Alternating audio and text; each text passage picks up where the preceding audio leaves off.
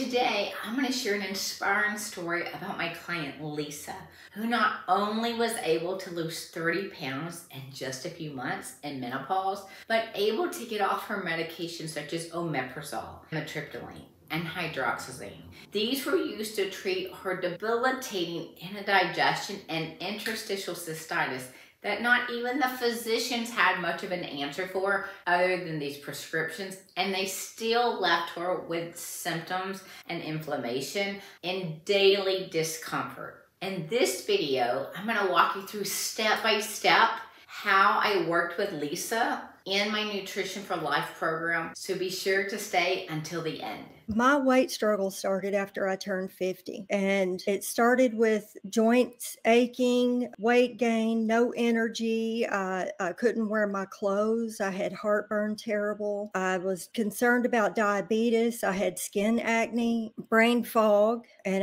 I had no energy. If you're a woman over 40 and you're struggling with weight gain, menopausal symptoms, and even reliant upon medications for discomfort, and you're looking for a holistic, personalized approach, I invite you to book your free consultation at the link below in the description. Together, we'll create a personalized plan tailored to your needs. When Lisa came to me, she was not only frustrated, she had been trying to do this on her own for years, and even with the assistant, she'd hired trainers, she'd done singular, she tried low carb, she tried keto, she tried several different diets, and despite her efforts, the scale still kept going up.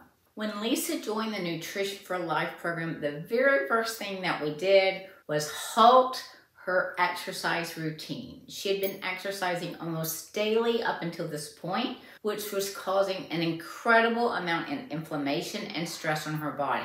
So starting out, we completely stopped all exercising and activity that were to be of stressful nature for 2 weeks. Excessive exercise or too high intensity exercise can elevate cortisol levels. And when we elevate cortisol levels, this triggers the body to retain water, increase inflammation, and this is especially true in menopause. Another critical aspect of Lisa's transformation was unlearning outdated diet paradigms. For example, saving up calories for, say, an afternoon meal, going to have sushi or whatever that may be for you. So saving up calories so that you are within your caloric intake. But that is actually a mistake when we're looking at perimenopause and menopause, and here's why.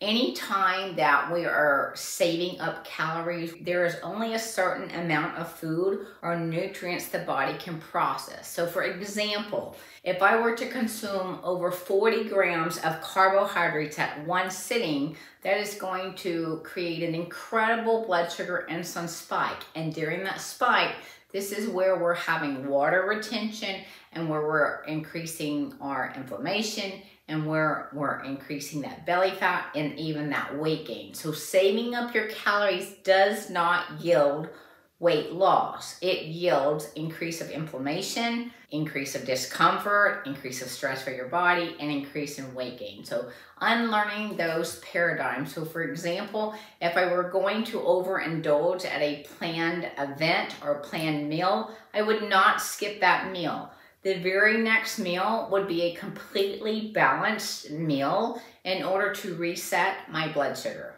By focusing on balancing Lisa's meals with adequate protein, adequate carbohydrates, and adequate type of fat, we were able to stabilize her blood sugar and decrease the stress and inflammation on her body. Next, we had Lisa to start tracking her foods in an app, and I would suggest MyFitnessPal.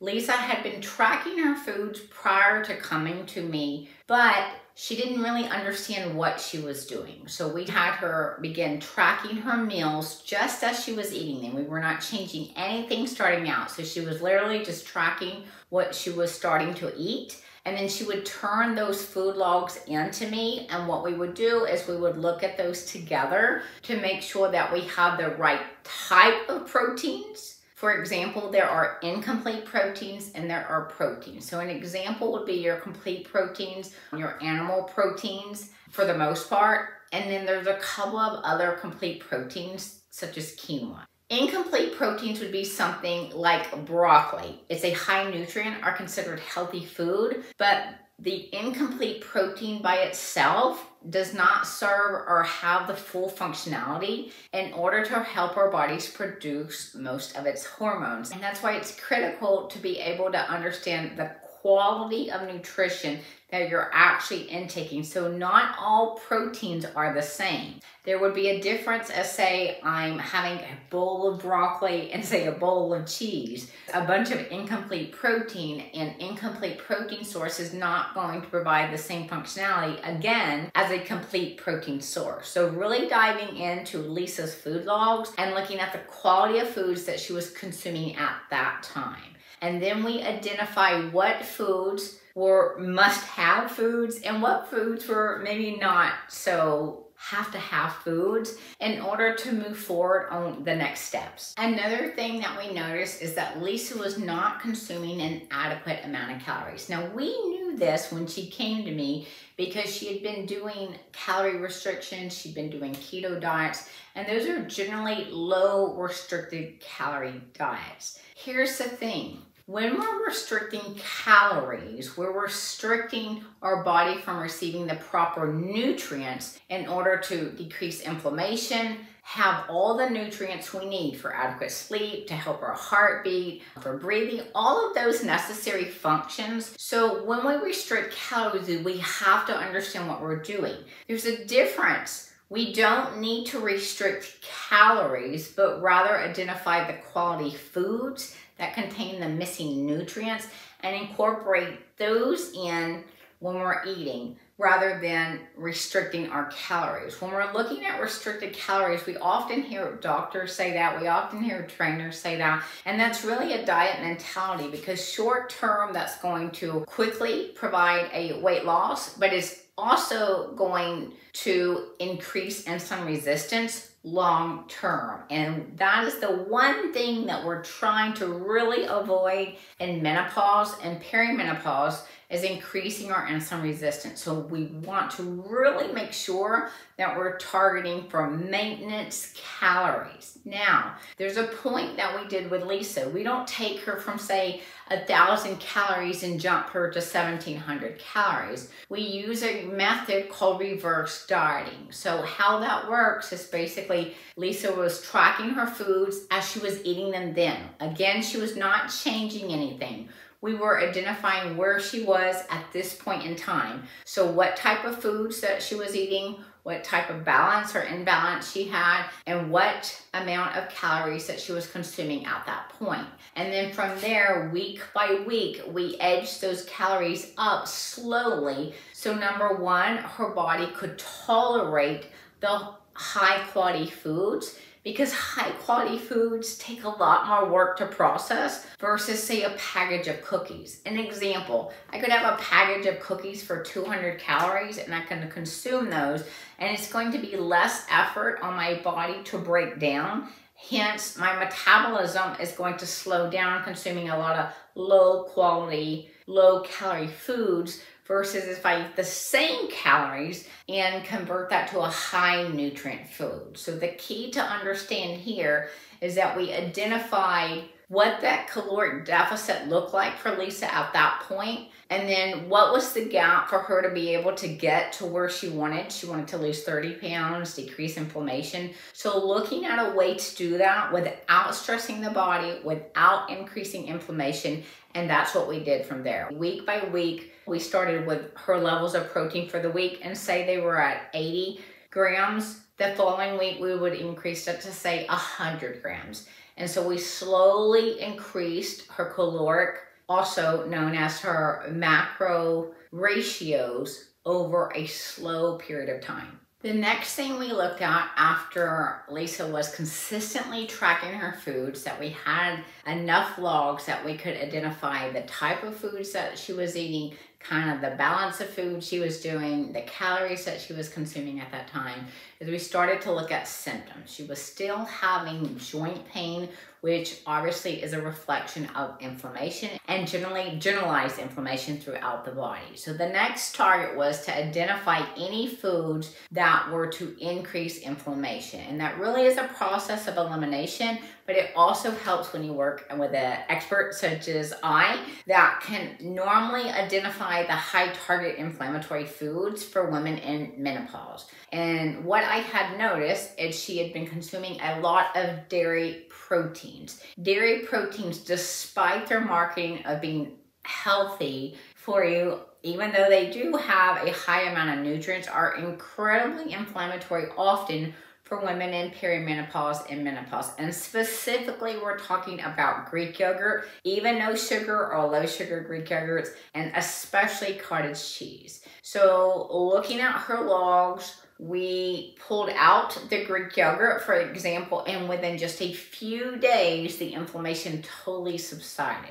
Just as proof, again and again, that dairy proteins are incredibly inflammatory. Now that we've identified those foods, we pulled that out. So now we were on target. She was starting to lose weight, decrease the inflammation, water was leaving her body since we were not working out in this period of time in the first couple of weeks. Next, we began to focus on balancing Lisa's meals. Lisa began to learn how to properly pair proteins, carbs, and fats in each of her snacks or meals. For example, if she wanted a piece of cake, we understand that cake has carbohydrates, saturated fats, so the missing piece is we're missing protein. So we learned that we would incorporate a high quality protein if she were to have a piece of cake. As you can see, it's not avoiding the piece of cake, it's learning how to properly pair or balance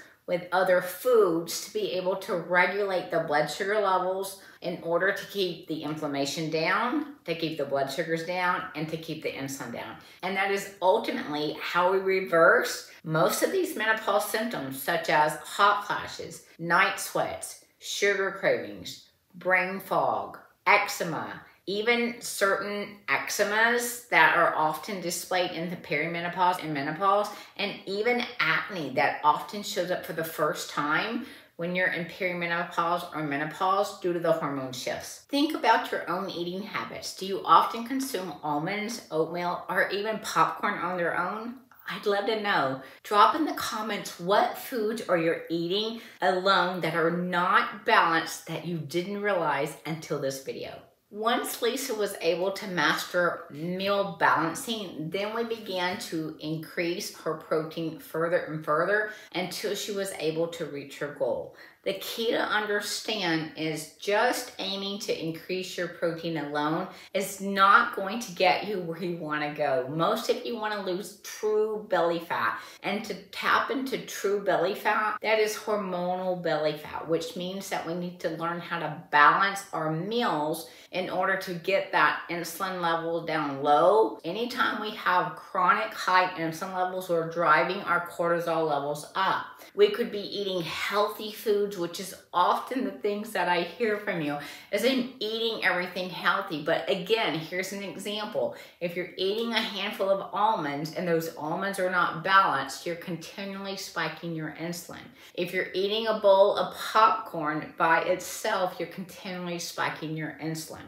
If you're having a piece of fruit, an apple, a banana, or a banana and peanut butter, you're constantly spiking your insulin. And when you constantly spike your insulin, you're driving your cortisol levels up, which make you retain water, which make you retain fat, and that is one of the contributing factors to belly fat. Now that we've got a good idea of how we started with Lisa by taking the exercise out of the picture for a couple of weeks, having her track consistently, focusing on high quality foods, identifying triggering foods that were increasing the inflammation, increasing the stress in her body, Once we had a good picture of that, then we began to slowly incorporate exercise back in, but at a much lower intensity to be able to make sure that we could manage inflammation, keep everything low. So now that we can move forward to incorporate the exercise back with the nutrition. Something to really understand is not all exercise is the same, just as not all nutrition is the same. And we really have to make sure that we marry our nutrition with our workout plan. So for example, say we got a workout plan offline, but then we're trying to piece together a meal plan to go with that. Chances are those are not going to be married together. So it really is going to take an expert to be able to take your exercise regimen, even if you've got a trainer, to be able to pair and marry that specific meal with your workouts. Because not only do you have to marry your specific nutrition with your workout, you need to marry your pre-workout meal and your post-workout meal in order to be able to get the maximum effect of lowering your insulin and being able to have the increase of protein shuttled into the cells to help you make your workouts the most efficient that they can be. And the last symptom we haven't talked about that Lisa had was trouble sleeping. And what we did to manage her trouble sleeping is we increased certain complex carbohydrates, specifically foods such as sweet potatoes and oatmeal. They actually help the body increase the levels of estrogen and progesterone when they are eaten correctly so that we can still produce those hormones. And then we also added a holistic or natural supplement called Somatomax. So in summary, we were able to reverse pretty much all of Lisa's symptoms that she came with, from joint pain to whole body inflammation to sugar cravings to brain fog to all of the problems, even trouble sleeping, through holistic foods and even a natural supplement. If Lisa's story resonates with you and you're ready to take that next step, book your free consultation with me at the link below in the description. And be sure to watch the next video.